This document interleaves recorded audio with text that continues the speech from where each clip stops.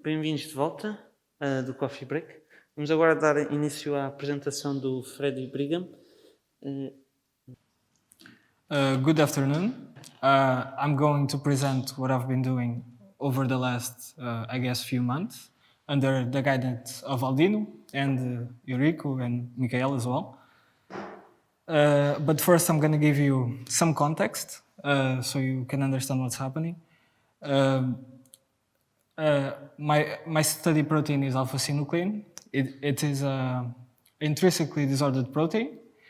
It's central to Parkinson's disease. It has been proven to cause Parkinson's disease. It's also described as a chameleon protein, meaning that it can assume several forms depending on the chemical environment. Alpha-synuclein presents three regions. It's functionally divided in three regions: the N-terminal, the NAC region, and the C-terminal, as you can see in the image. Moving on to the disease, Parkinson's disease. Fibrillation of alpha-synuclein is directly linked to several mutations.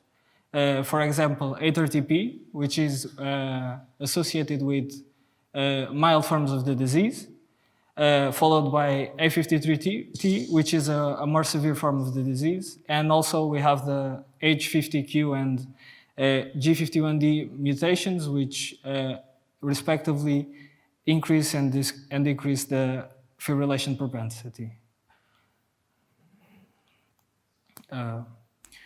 First of all, sorry for the spelling mistake. Acetylation, it's not spelled like that. Why does alpha-synuclein need to be acetylated? Well, because in mammals, alpha-synuclein is found in the acetylated form, so it's the physiologically relevant form. Acetylation has been proven to also influence fibrillation and membrane binding.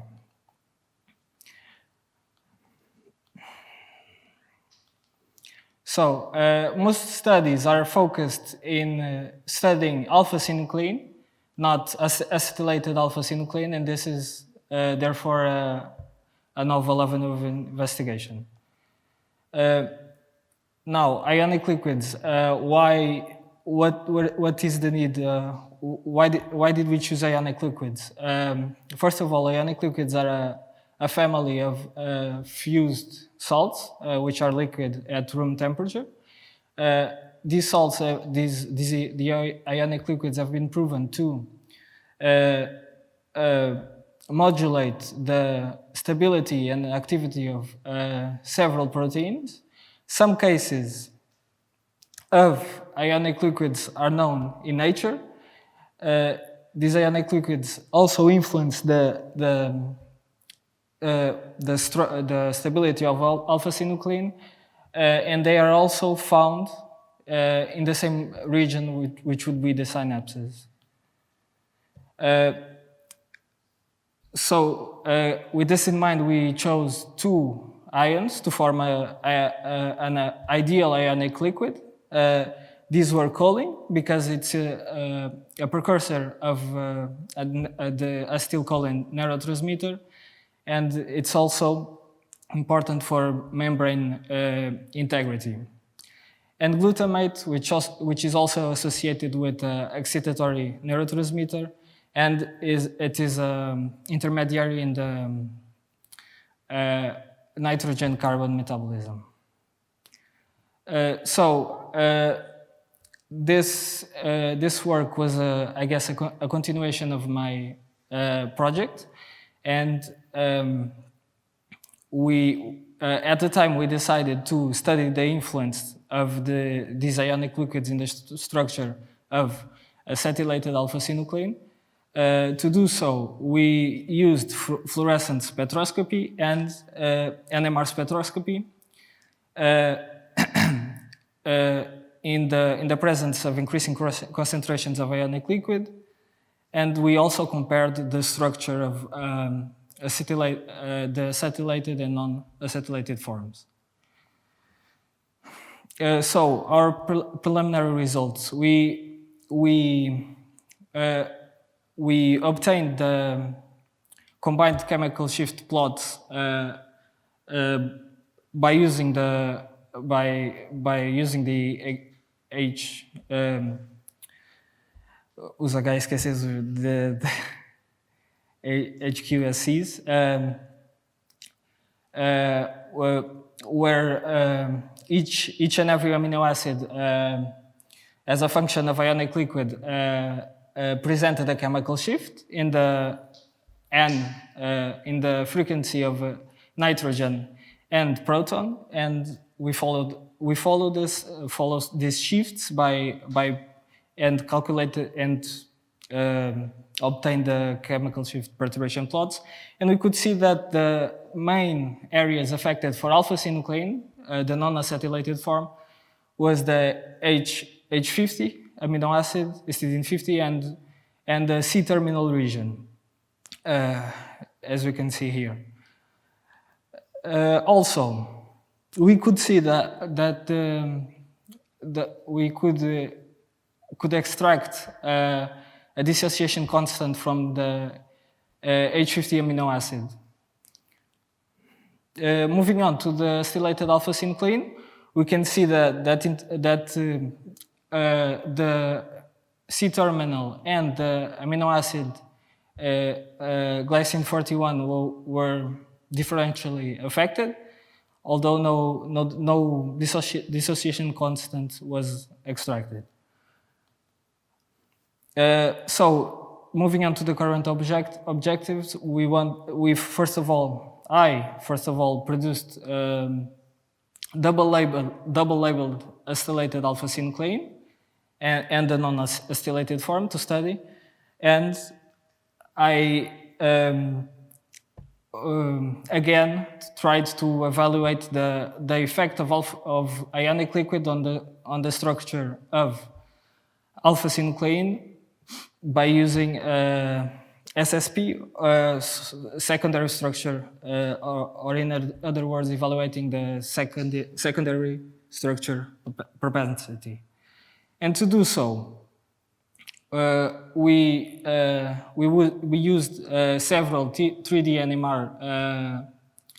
NMR experiments in order to attribute the carbon dimension. So in the HSQC we had already the proton and the nitrogen dimensions. In these experiments we have the additional carbon dimensions, which include C alpha, C beta, and carbonyl.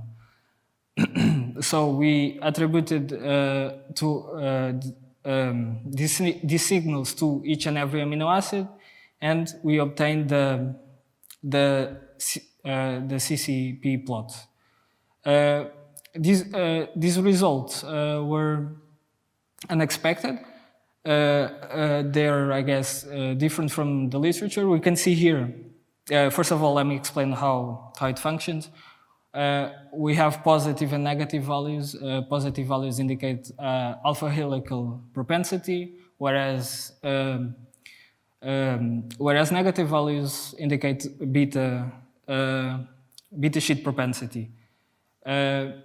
We can see here that I'm sorry, isto aqui desligou, mas we can see here that again, which is not in accordance with literature, that the first 100 amino acids present alpha helical propensity close to 30%. We see this behavior when alpha-synuclein is binding with membranes. When alpha-synuclein binds with membranes, it displays this behavior, the formation of alpha helixes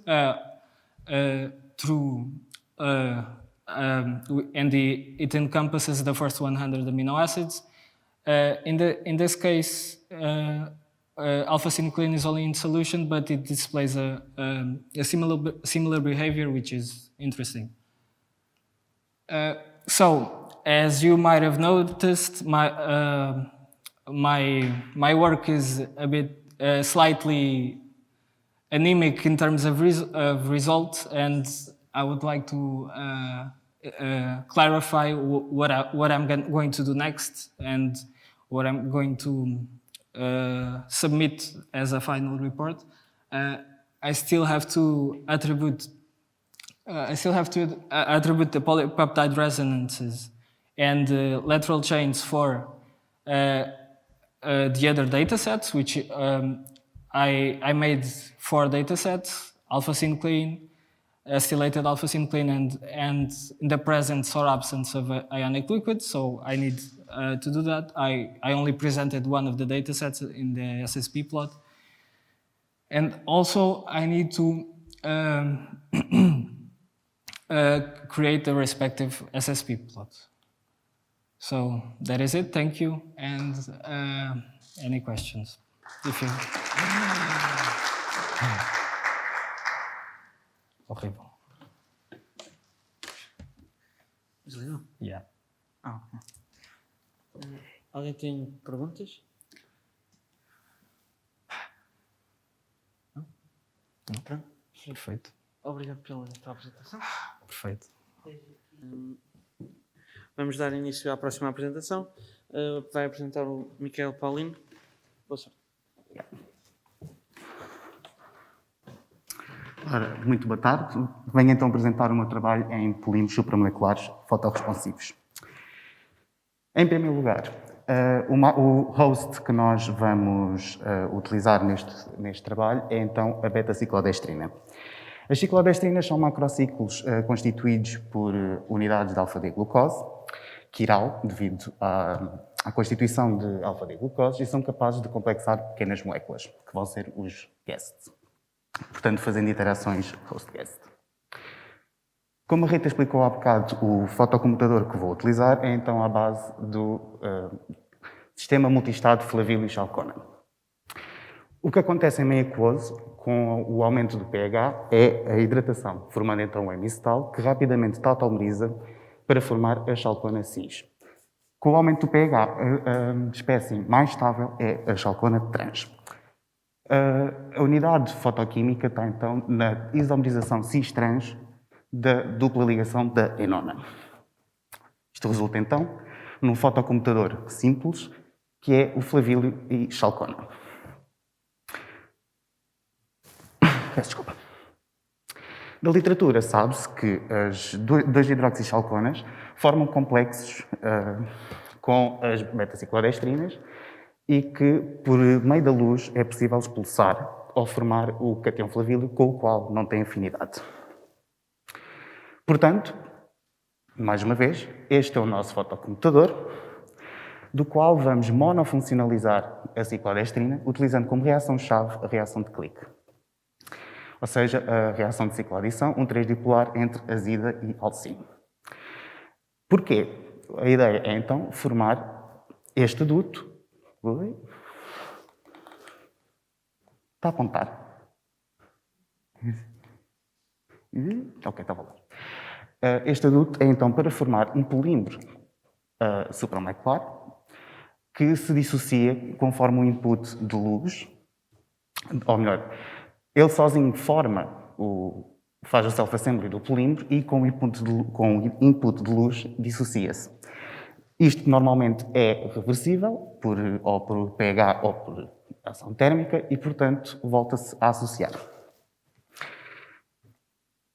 No entanto, quando nós temos a síntese deste tipo de adutos, pode acontecer, neste caso, o que nós queremos é a polimerização supramolecular, mas, dependente do linker que nós utilizamos, ou mesmo a posição em que funcionalizamos a ciclodestrina, podemos ter um cenário de autoinclusão do guest.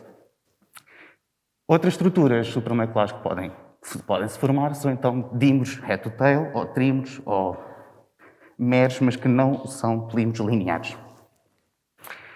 Passando, então, para a síntese. Estas sínteses que agora vou apresentar decorreram ao longo da parte experimental da tese. Comecei então com a síntese da primeira chalcona. Começamos então com a propagilação da acetofenona, 4-hidroxicetofenona, que depois se faz uma condensação aldólica em meio básico com o salicylaldeído para formar a chalcona com o grupo acima.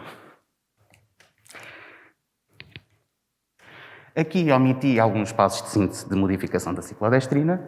No entanto, no final de N reações da ciclodestrina, vamos chegar à azida da beta-ciclodestrina e que a primeira reação que foi feita foi então a reação de clique com a primeira chalcona, que foi bem sucedida, tendo rendimentos de 65%. No entanto, estes compostos apresentam uma solubilidade não muito boa em água, portanto, tínhamos sempre de estar com sistemas de água de MSO, e na literatura está reportado que as ciclodestrinas metiladas, por não intuitivo que isto seja, são mais solúveis em água. E, portanto, metilamos, ou permetilamos, a ciclodestrina, que depois fizemos novamente a cicloadição. Este composto também não foi muito solúvel em água. Such is life. Então, seguimos para a síntese e caracterização, aqueles compostos também foram caracterizados anteriormente, do composto que estive a fazer ao longo destes 3 meses. Modificámos então, se há pouco a ideia era modificar a ciclodestrina, agora vamos modificar a chalcona. Introduzindo, no fim, este grupo sulfonato, que há pouco a Rita também tinha, para dar mais solubilidade ao composto. Portanto, os passos são semelhantes. A propagilação do aldeído, a condensação aldólica, que neste caso não foi feita em meio básico, mas em ácido, e obteve-se a chalcona. E depois fizemos então a cicloadição e obtivemos o composto. Vou-vos poupar o RMN do composto final e passamos então para os ensaios fotoquímicos e, enfim. O primeiro ensaio foi então o ensaio do efeito da concentração. E verificamos que o aumento da concentração não leva a desvios à lei de Lambert-Beer, portanto, não temos a formação de estruturas superiores. De ordem superior, ou seja, não temos estruturas supramoleculares. Portanto, o cenário mais plausível é o cenário da autoinclusão. Com isto, passámos para a ROESI, em que verificamos a maneira como o composto está autoincluso.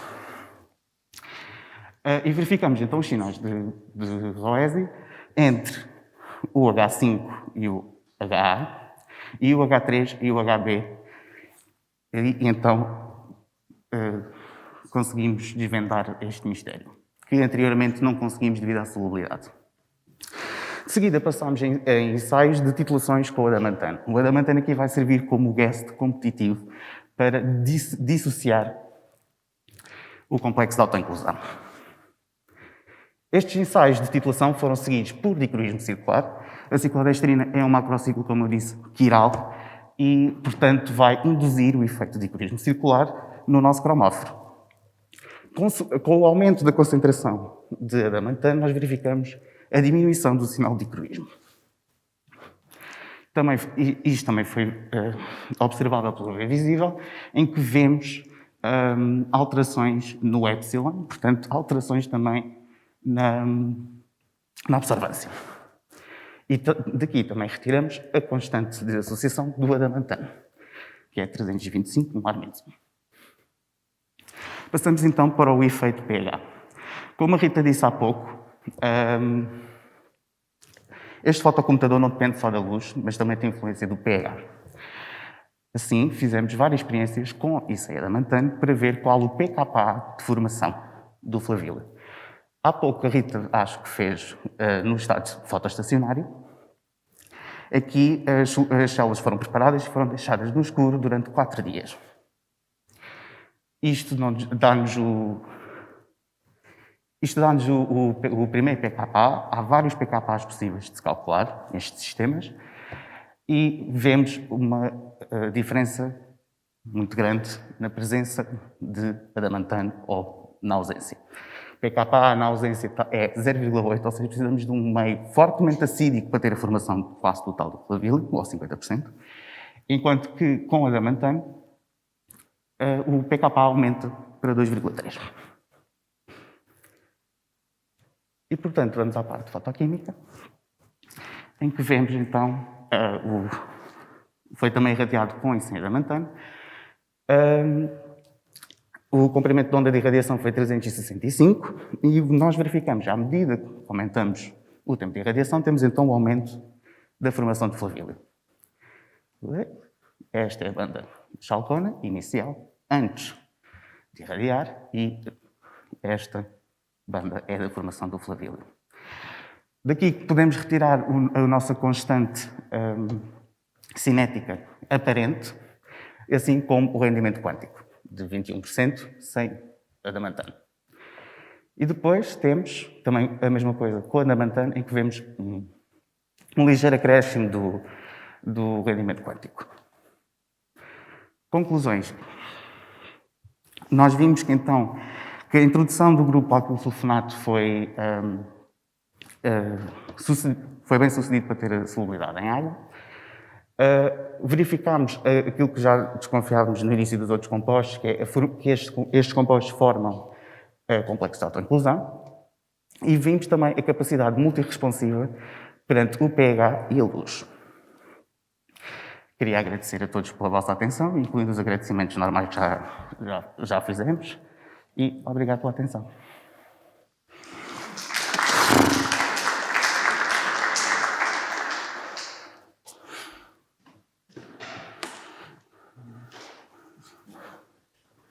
Algumas questões? Muito bem, então boa tarde. Obrigado, Miquel, muito interessante. Claro que eu sou um leigo nestas matérias, por isso vou-te fazer uma pergunta que deves responder logo, espero eu, ou então é muito estranha. Portanto, estavam aqui a tentar aumentar a solubilidade daquele ligando, não é?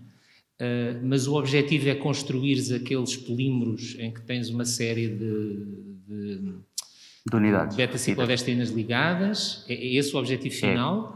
Então, o aumento de solubilidade é para quê? Para funcionar melhor como guest? É essa a ideia? Ou não, é para conseguir, não percebi bem isso.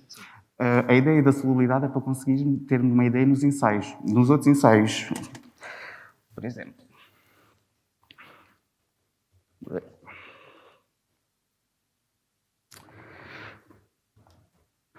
nestes compostos nós tivemos de fazer vários ensaios com DMSO. E o que nós verificamos é que, por exemplo, no dicroísmo, que foi o primeiro deu a ideia do complexo, à medida que nós aumentamos a concentração de DMSO para melhorar a solubilidade do composto, para poder fazer as análises, destruímos o complexo. Ou seja, o próprio DMSO faz um complexo com estes compostos. Portanto, a ideia de termos agora um complexo solúvel é mesmo para conseguir ter os estudos para ver em que situação é que ele está. A primeira vez que conseguimos ter o ROESI foi também com a introdução do grupo sulfonato. E os ensaios correram muito melhores. Okay, mas, portanto, conseguiste esse aumento de solubilidade, porque tu disseste alguns na tua talk que ainda não estava perfeito, mas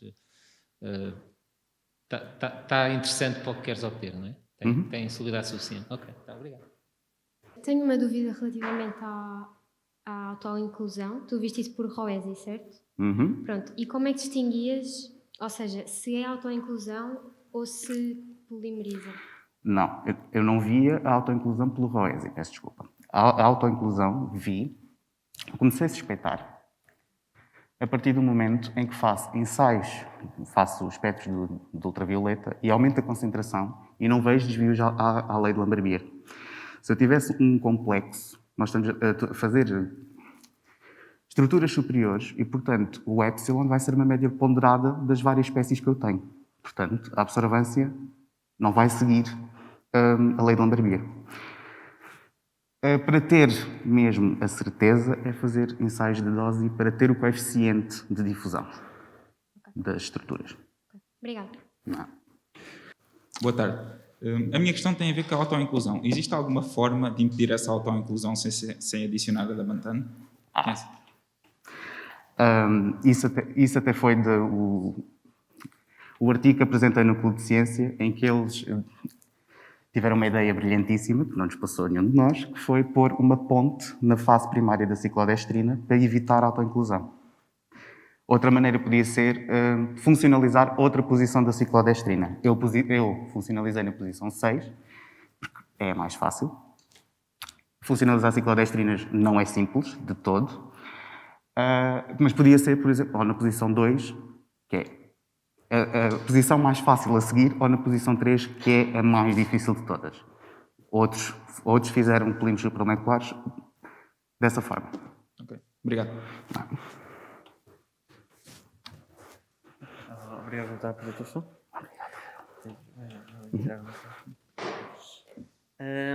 Agora, houve uma troca. Era para vir o Carlos Lima, mas trocou com o Diego Carvalho. Por isso, agora quem vai apresentar o Diego Carvalho. Boa sorte. Tá, obrigado. Bom, boa noite.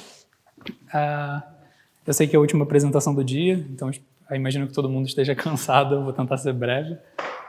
O meu trabalho é purificação por afinidade de HRP2 de Plasmodium falciparum de sangue infectado com malária, usando nanoestrelas plasmônicas de ouro.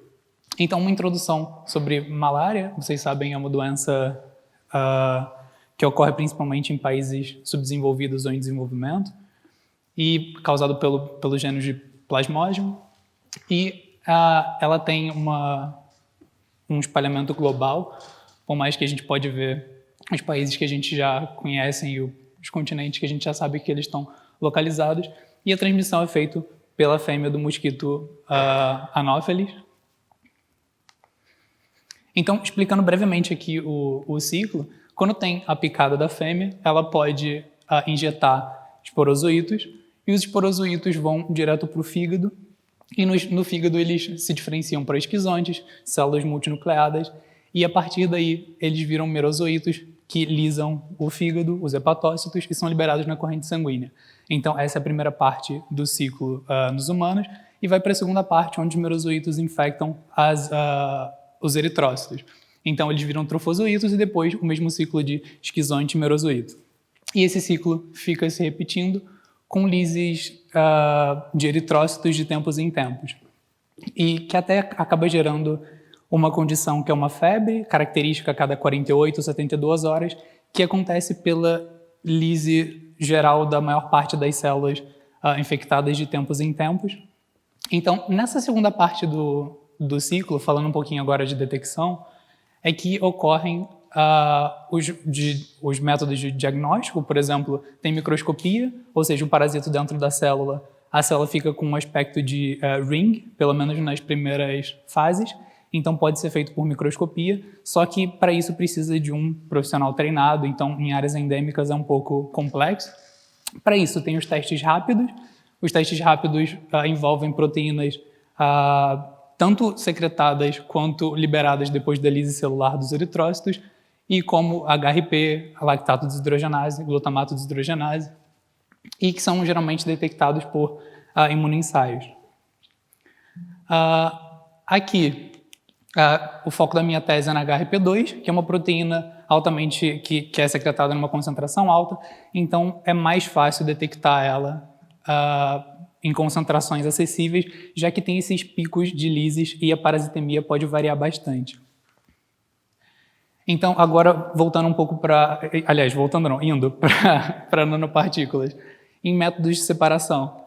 Tem métodos de separação usando nanopartículas magnéticas, por exemplo. Então, aqui, uma nanoestrela de ouro com núcleo magnético, ela é funcionalizada com NTA, o mesmo usado em colunas de purificação com níquel, por exemplo, ou com outros metais valentes. E a solução pode ser usado um ímã forte para separar as proteínas que estão em contato com isso, com a estrela, e fazer uma purificação. Então, esse é um trabalho feito anteriormente pelo grupo, e a minha tese vai muito pegando nesse princípio de uma estrela com núcleo magnético e tentando facilitar o processo. Então, a proposta desse trabalho, desses 3 meses, e também indo um pouco da minha tese, é fazer uma nanoestrela de ouro funcionalizada com NTA, e a nanoestrela de ouro usar essa nanoestrela incubada com um lisado celular, que tenha sido um sistema de expressão, no caso da proteína HRP2 de Plasmodium falciparum, nesse caso com cauda de histidina, e tentar fazer a purificação dela. Então, depois de incubação e uma centrifugação, as estrelas são densas, elas vão para o fundo, formando um pellet, e isso pode ser lavado e depois ressuspendido com imidazol, igual uma purificação em coluna normal. E a proteína depois pode ser separada, as proteínas em contato com a estrela podem ser separadas da estrela em si. Então, para isso, a gente desenvolveu um controle, tanto o teste que compõe as estrelas funcionalizadas com NTA, mas não só isso, funcionalizadas também com mercaptan decanol, tanto como um spacer, quanto para adicionar a estabilidade coloidal, que a gente viu que só funcionalizadas com NTA elas não estavam tão estáveis, mas um controle também com ácido mercaptan decanoic acid. E que basicamente é bastante usado, o MU é bastante usado para dar estabilidade coloidal para sistemas e garantir que elas não agreguem ou aumentem de tamanho. Então, indo para os resultados, nanopartículas de ouro foram sintetizadas e foram usadas como seeds para fazer as estrelas de ouro. E aqui o VVIS a gente consegue ver a diferença. E depois eu coloquei aqui alguns testes, por exemplo, para determinar qual rácio molar é utilizado para funcionalizar as estrelas. Então aqui a gente consegue ver o gel de agarose ele pode ser utilizado, já que rácios, quanto mais aumenta o rácio, mais carga negativa tem na superfície da nanopartícula, então a gente consegue ver a população que fica completamente funcionalizada, mais ou menos pelo gel, pela migração. E aqui, por exemplo, a gente consegue ver que a partir de 20.000 já é um rácio que a gente pode usar.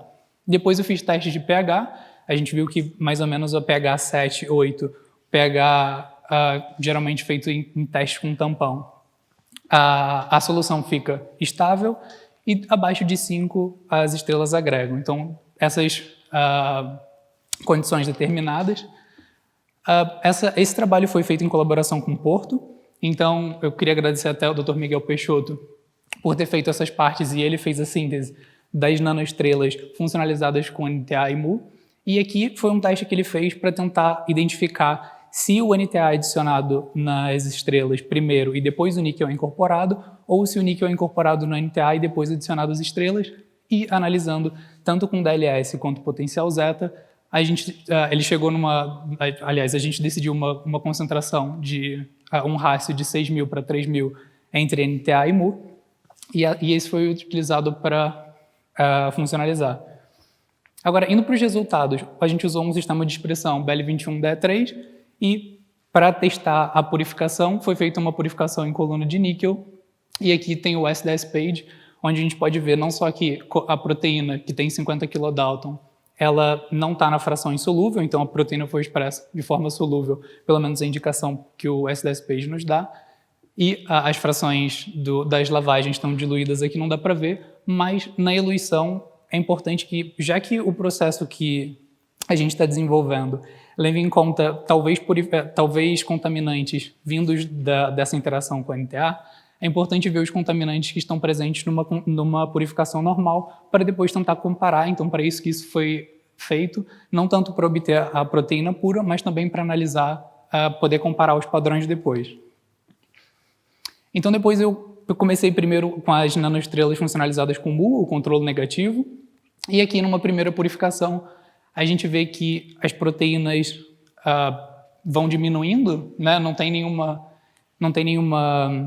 eluição característica, nenhuma proteína. Aqui tem quase uma proteína, dá para ver mais ou menos uma banda aqui, e para provar que não foi uma purificação e que foi simplesmente talvez porque aquela era a proteína mais concentrada da solução, isso foi uma lavagem, eu fiz outro gel onde o volume de lavagem e eluição foi decrescente. Então, 500 microlitros indo até 100, a gente vê basicamente o mesmo padrão sendo lavado, ou seja, nada específico e funciona como o nosso controle negativo.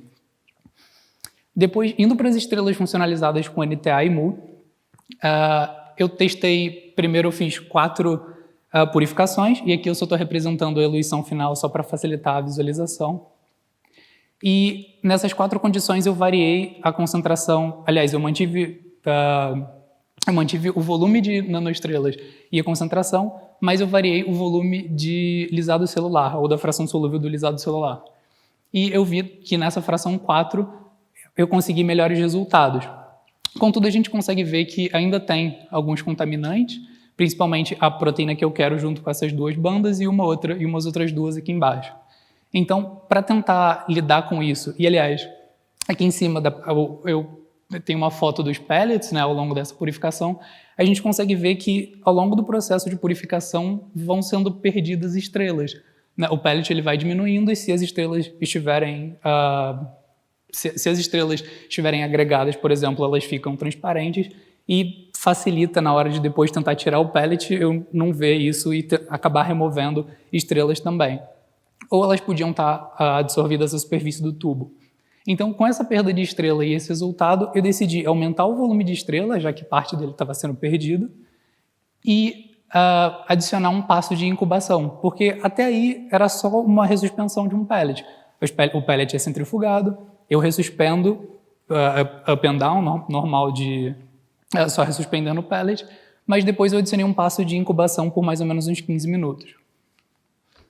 Esse é o resultado que aqui dá para ver, tem menos contaminação nas partes e a gente consegue ver que menos proteína acabou interagindo, né, com a coluna, usando a maior usando o maior volume de estrelas. Ainda teve perda, mas a gente vê uma purificação mais limpa, mas ainda tem a proteína que eu quero com esses dois contaminantes. Então, eu tentei fazer o que normalmente é feito numa purificação em coluna, tentar fazer lavagens com concentrações menores de imidazol, e com 30 milimolar de imidazol, a proteína a HRP2 é separada dos outros dois contaminantes aqui. Então, esse resultado tem que ser reproduzido para ver se esse padrão continua. Normalmente, menores concentrações de imidazol eluem contaminantes, mas nesse sistema com estrela, já que a concentração de estrela é baixa, talvez isso precise ser otimizado e a eluição feita com 500 milimolar talvez não seja necessária, talvez seja uma range bem menor. E aqui só para mostrar para vocês, a parte da purificação terminou, mas a gente estava desenvolvendo também um sistema de detecção e eu coloquei aqui, só por conta do tempo, um resultado parcial que nós temos. Então, nós pegamos uma nanoestrela, funcionalizamos com MBA, que é uma sonda de Raman, e depois conjugamos ela com anti-HRP, não a HRP2, a HRP peroxidase, porque nós tínhamos mais no laboratório e tinha também um anticorpo, então facilita fazer a prova de conceito com ela e não com anticorpo para HRP2, que é até mais caro. E depois bloqueado com BSA, como se fosse o bloqueio da superfície mesmo, mas o bloqueio da estrutura que vai ser usada para reconhecimento. Eu fiz um SDS page e depois transferi para uma membrana de PVDF a HRP, isso são a HRP, corei com Ponceau e depois bloqueei com leite e depois incubei com a solução das nanoestrelas funcionalizadas com MBA, anti-HRP e tudo. E a gente consegue ver mais ou menos uma banda no local esperado, por mais que ainda tenha um background que precisa ser otimizado. E a análise dos séries, ela foi feita até dessa amostra, só que não tinha muita variação, porque quando a gente fez a análise dos séries daqui, foram escolhido um ponto muito pequeno, até porque a análise demora para ser feita, e a gente quer reproduzir os resultados para analisar a membrana inteira, só que o ensaio demora mais ou menos umas 9 horas, então vai ser feito na semana que vem, espero eu, e esse era o último resultado. Então, concluindo, a HRP2 conseguiu ser separada dos contaminantes com 30 milimolar de imidazol, as estrelas com BUA não demonstraram nenhum padrão específico de purificação, e a purificação, os testes de detecção, seria bom que eles fossem terminados de ser otimizados antes de testar com sangue infectado de malária, mas principalmente um dos principais objetivos futuros desse projeto, que é remover a cauda de histidina da HRP e tentar fazer o mesmo processo de purificação, para ver se, já que é uma proteína rica em histidina, ela consegue ser purificada e, a partir daí, tentar usar como um sistema de detecção de malária. É isso. Obrigado.